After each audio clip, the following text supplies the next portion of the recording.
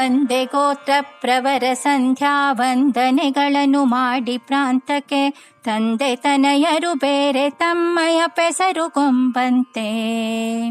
ಒಂದೇ ದೇಹದೊಳಿತ್ತು ನಿತ್ಯ ಕರ್ಮವ ಮಾಡಿಸಿ ಇಂದಿರೇಶನು ಸರ್ವ ಜೀವರೊಳೀಶನೆನಿಸುವನು.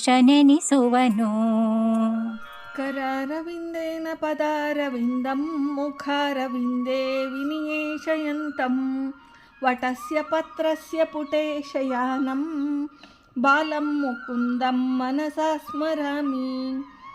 ದಾಸವರ್ಯಂ ದಯಾಯುಕ್ತಂ ದೂರೀಕೃತ ದುರಾಶಿಷಂ ಹರಿಕಥಾಮೃತಸಾರ ವಕ್ತಾರಂ ಜಗನ್ನಾಥ ಗುರುಂ ಭಜೆ. ಶ್ರೀ ಹರಿಕಥಾಮೃತಸಾರ ಧ್ಯಾನ ಪ್ರಕ್ರಿಯಾ ಸಂಧಿ ಪದ್ಯ 19. ಒಂದೇ ಗೋತ್ರ ಪ್ರವರ ಸಂಧ್ಯಾ ವಂದನೆಗಳು ಮಾಡಿ ಎಂಬ ಪದ್ಯದಲ್ಲಿ ಶ್ರೀ ಜಗನ್ನಾಥದಾಸಾರ್ಯರು ಒಂದೇ ದೇಹದಲ್ಲಿ ಸರ್ವಾಂಗಗಳಲ್ಲಿ ವ್ಯಾಪಕನಾಗಿದ್ದು ನಿಂದ್ಯವಾದ ಪಾಪಕರ್ಮಗಳನ್ನು ಮತ್ತು ಅನಿಂದ್ಯವಾದ ಪುಣ್ಯಕರ್ಮಗಳನ್ನು ಬಿಂಬಕ್ರಿಯಾದ್ವಾರ ಮಾಡಿ ತತ್ತದ್ದೇವತೆಗಳು ದೈತ್ಯರ ದ್ವಾರ ಮಾಡಿಸಿ ಇಂದಿರಾ ರಮಣನಾದ ಶ್ರೀಹರಿಯು ಸಮಸ್ತ ವಿಧ ಜೀವರಲ್ಲಿ ಅಂತರ್ಯಾಮಿಯಾಗಿದ್ದು ಸರ್ವನಿಯಾಮಕನೆಂದು ಕರೆಯಿಸುತ್ತಾನೆ. ಒಂದೇ ಗೋತ್ರ ಪ್ರವರಗಳಿಗೆ ಸೇರಿದ ತಂದೆ ಮತ್ತು ಮಕ್ಕಳು ಸಂಧ್ಯಾ ವಂದನಾದಿ ನಿತ್ಯ ಕರ್ಮಗಳನ್ನು ಮಾಡುವಾಗ ಒಂದೇ ಗೋತ್ರ ಮತ್ತು ಪ್ರವರಗಳನ್ನು ಉಚ್ಚರಿಸಿದ್ದಾಗ್ಯೂ ತಮ್ಮ ತಮ್ಮ ಹೆಸರುಗಳಿಂದಲೇ ಆ ಕರ್ಮ ವಿಧಾನವನ್ನು ಶ್ರೀ ಲಕ್ಷ್ಮೀನಾರಾಯಣ ಪ್ರೇರಣೆಯ ಶ್ರೀ ಲಕ್ಷ್ಮೀನಾರಾಯಣ ಪ್ರೀತ್ಯರ್ಥಂ ಎಂಬ ಸಂಕಲ್ಪಾನುಸಾರ ಹೇಗೆ ಕೃಷ್ಣಾರ್ಪಣ ಪೂರ್ವಕ ಅರ್ಪಿಸುತ್ತಾರೆಯೋ ಅದೇ ದೃಷ್ಟಾಂತದಿಂದ ತಿಳಿಸುತ್ತಾರೆ. ಒಂದೇ ದೇಹದಲ್ಲಿ ಈಶನಾಮಕನಾದ ಶ್ರೀ ಪರಮಾತ್ಮ, ಭೃತ್ಯನಾಮಕನಾದ ಜೀವಾತ್ಮ ಇಬ್ಬರೂ ಆವಾಸರಾಗಿದ್ದಾರೆ. ಸರ್ವತಂತ್ರ ಸ್ವತಂತ್ರನು ಈಶನು, ಅವನಿಂದ ಪ್ರೇರ್ಯನು ಜೀವನು. ಸರ್ವಕರ್ಮಗಳಲ್ಲಿ ಜೀವಾಂತರ್ಯಾಮಿಯಾಗಿ ಬಿಂಬನೇ ಸ್ವಾಖ್ಯ ರೂಪಗಳಿಂದ ತಾನೇ ಮಾಡಿ ಪರಾಧೀನನಾದ ಜೀವನ ದ್ವಾರ ಮಾಡಿಸುತ್ತಾನೆ ಎಂಬ ದ್ವಾಸುಪರ್ಣ ಶ್ರುತಿಗತ ತತ್ವವನ್ನು ಸದೃಷ್ಟಾಂತ ಪೂರ್ವಕವಾಗಿ ತಿಳಿಸುತ್ತಾರೆ. ತಂದೆ ಮತ್ತು ಅವನ ಪುತ್ರರು ಏಕಗೋತ್ರ ಮತ್ತು ಪ್ರವರಕ್ಕೆ ಸೇರಿದವರು. ಅವರು ತ್ರಿಕಾಲ ಸಂಧ್ಯಾ ವಂದನೆಗಳನ್ನು ನಿತ್ಯ ಕರ್ಮ ರೂಪವಾಗಿ ಮಾಡುತ್ತಿರುವಾಗ ಮುಕ್ತಾಯ ಘಟ್ಟದಲ್ಲಿ ಚತುಸ್ಸಾಗರ ಪರ್ಯಂತು ಎಂಬ ಮಂತ್ರದಿಂದ ಒಂದೇ ಗೋತ್ರ ಮತ್ತು ತತ್ಪ್ರವರಗಳನ್ನು ಉಚ್ಚರಿಸುತ್ತಾ ಆ ಮಂತ್ರದ ಕೊನೆಯಲ್ಲಿ ಅಹಂ ಶರ್ಮನ್ ಅಭಿವಾದಯಿಷ್ಯಾಮಿ ಎಂದು ತಂದೆಯು ತನ್ನ ಜನ್ಮನಾಮವನ್ನು, ಪುತ್ರರು ಅವರವರ ಜನ್ಮನಾಮಗಳನ್ನು ಪ್ರತ್ಯೇಕವಾಗಿಯೇ ಹೇಳಿಕೊಂಡು ತಮ್ಮ ದ್ವಾರ ಬಿಂಬನಿಂದ ಪ್ರೇರಿತವಾದ ಕರ್ಮವನ್ನು ಸ್ವಬಿಂಬನಿಗೆ ಅರ್ಪಿಸುವರು. ಜೀವರು ಭಿನ್ನರಾಗಿರುವುದರಿಂದ ಒಬ್ಬರ ಫಲಾನುಭವ ಇನ್ನೊಬ್ಬರಿಗಿಲ್ಲ. ಭಿನ್ನ ಜೀವ ಭಿನ್ನ ಕರ್ಮಾನುಭವ. ಈ ದೃಷ್ಟಾಂತದಿಂದ ಸರ್ವಕರ್ಮ ಪ್ರೇರಕನಾದ ಬಿಂಬರೂಪಿ ಶ್ರೀ ಪರಮಾತ್ಮನಿಗೂ ಮತ್ತು ಭಗವದಧೀನನಾದ ಅಸ್ವತಂತ್ರ ಜೀವನಿಗೂ ಇರುವ ವೈಲಕ್ಷಣ್ಯವನ್ನು ನಿರೂಪಿಸುತ್ತಾರೆ. ಸಕಲ ಸಾಧನ ರೂಪವಾದ ಕರ್ಮಗಳೆಲ್ಲವೂ ಈ ಸ್ಥೂಲ ಶರೀರದ ದ್ವಾರವೇ ನಡೆಯುತ್ತಿರುವುದರಿಂದ ಈ ಸ್ಥೂಲ ಶರೀರಕ್ಕೆ ಸಾಧನ ಶರೀರ ಎಂದು ಹೆಸರು. ಸಾಧನ ಶರೀರವೆಂದೆನಿಪ ಈ ದೇಹವು ಏಕಗೋತ್ರ ಪ್ರವರ ಸಾದೃಶ್ಯ. ಏಕೆಂದರೆ ಗೋತ್ರ ಪ್ರವರ್ತಕರಾದ ಋಷಿಗಳ ಮೂಲದಿಂದ ಮನುಕುಲದ ಉತ್ಪತ್ತಿ ಪಾಂಚಭೌತಿಕ ಶರೀರ ಸಾಧನ ಸಂಪತ್ತುಗಳಿಂದ ಯುಕ್ತವಾದ ಆ ಋಷಿಗಳ ಪರಂಪರೆಯಲ್ಲಿ ಬಂದದ್ದು. ಈ ಶರೀರದಲ್ಲಿ ಜೀವನಿಗೆ ಪರಮಾಪ್ತನಾಗಿ ಜೀವನನ್ನು ಅರೆಕ್ಷಣ ಬಿಡದೆ ಇರುವ ಬಿಂಬರೂಪಿ ಶ್ರೀ ಪರಮಾತ್ಮನು ಜೀವರಿಂದ ನಿತ್ಯಾವಿಯೋಗಿಯು. ಪರಮಾತ್ಮ ಮತ್ತು ಜೀವಾತ್ಮ ಇಬ್ಬರೂ ಅನಾದಿ ನಿತ್ಯರು. ಸಕಲ ಕರ್ಮ ಪ್ರೇರಕನಾದ ಶ್ರೀ ಪರಮಾತ್ಮನು ಜೀವರಿಗೆ ಬಿಂಬನು. ಅವನಿಂದ ಸರ್ವಕರ್ಮಗಳಲ್ಲಿ ಪ್ರೇರಿತರಾದ ಜೀವರು ಪರಮಾತ್ಮನ ಪ್ರತಿಬಿಂಬಭೂತರು. ಪ್ರತಿಬಿಂಬದ ಸರ್ವಕ್ರಿಯೆಯೂ ಬಿಂಬಾಧೀನವು. ಬಿಂಬನು ಪ್ರೇರಕನು, ಪ್ರತಿಬಿಂಬ ಸದೃಶನಾದ ಜೀವನು ಪ್ರೇರ್ಯನು. ಬಿಂಬನು ನಿಯಾಮಕನು, ಪ್ರತಿಬಿಂಬನು ನಿಯಮ್ಯನು.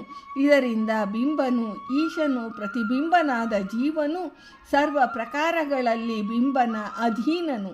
ಇದೇ ಜೀವ ಈಶರಿಗೆ ಇರುವ ಅನಾದಿ ನಿತ್ಯವಾದ ಅನ್ಯೋನ್ಯ ಸಂಬಂಧ.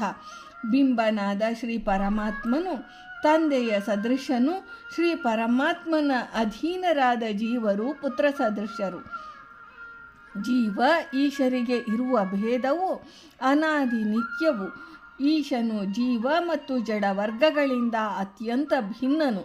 ಇದರಿಂದ ಒಂದೇ ಗೋತ್ರೋದ್ಭವವಾದ ತಂದೆ ಮತ್ತು ಮಕ್ಕಳು ಒಂದೇ ಗೋತ್ರ ಪ್ರವರಗಳನ್ನು ಉಚ್ಚಾರ ಮಾಡಿದಾಗ್ಯೂ ಕೊನೆಯಲ್ಲಿ ತಮ್ಮ ತಮ್ಮ ಹೆಸರುಗಳನ್ನು ಪ್ರತ್ಯೇಕವಾಗಿಯೇ ಹೇಳಿಕೊಂಡು ಕರ್ಮಾರ್ಪಣೆ ಮಾಡುವರು. ಮೂಲ ಪ್ರಕೃತಿಯು ಜಗತ್ತಿನ ಸೃಷ್ಟಿಗೆ ಉಪಾದಾನ ಕಾರಣ.